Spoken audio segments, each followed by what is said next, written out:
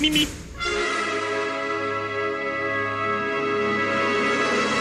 Mimi. Silence. Bonjour chers amis cinéphiles et bienvenue.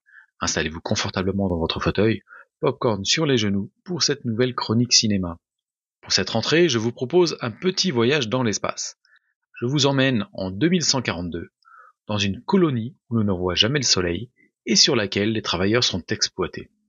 Imaginez-vous, perdu dans les confins de l'espace, à bord d'un vaisseau spatial abandonné. L'obscurité est totale, le silence est troublant, et une présence sinistre semble rôder dans les couloirs.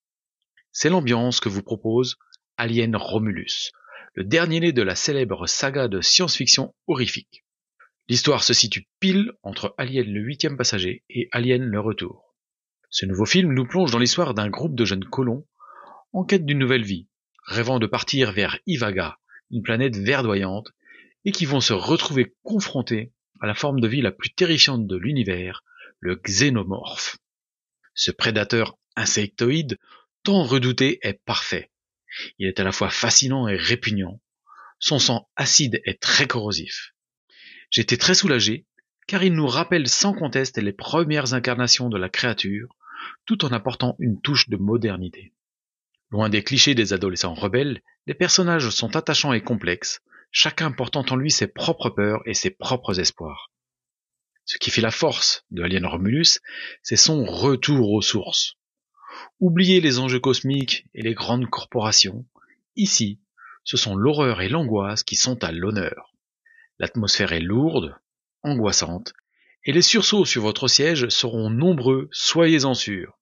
À l'instar d'un ancien chroniqueur de cette émission, avec qui j'ai passé la soirée et dont je tairai le nom, même si l'envie me démange. Bref, on retrouve avec plaisir les codes qui ont fait le succès de la saga, les couloirs sombres, les bruits inquiétants et bien sûr, le xénomorphe que l'on aime détester. Cet épisode ne se contente pas d'être un simple exercice de style.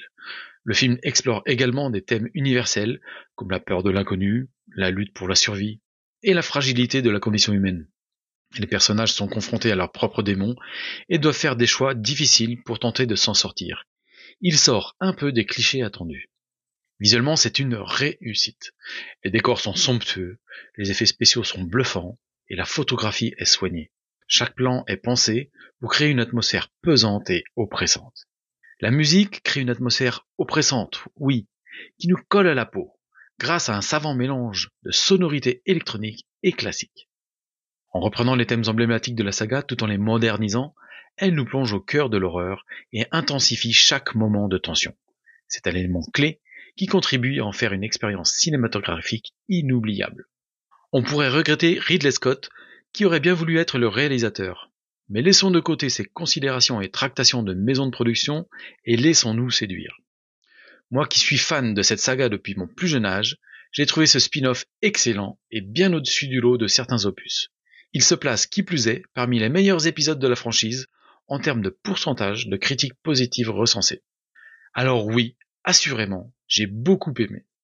En conclusion, Alien Romulus est un film réussi qui ravira les fans de la saga tout en séduisant un nouveau public, même pour ceux qui n'ont pas vu les autres films. C'est un véritable hommage aux origines de la franchise, tout en apportant sa propre touche de modernité. Si vous aimez les films d'horreur, la science-fiction ou tout simplement les bons thrillers, je ne peux que vous conseiller d'aller le voir. Et vous savez où, bien entendu. Rendez-vous au cinéma Le Pâté, place des Jacobins, au Mans. Bon film, belle rentrée et à bientôt.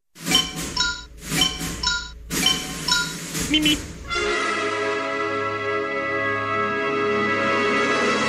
Mimi. Silence.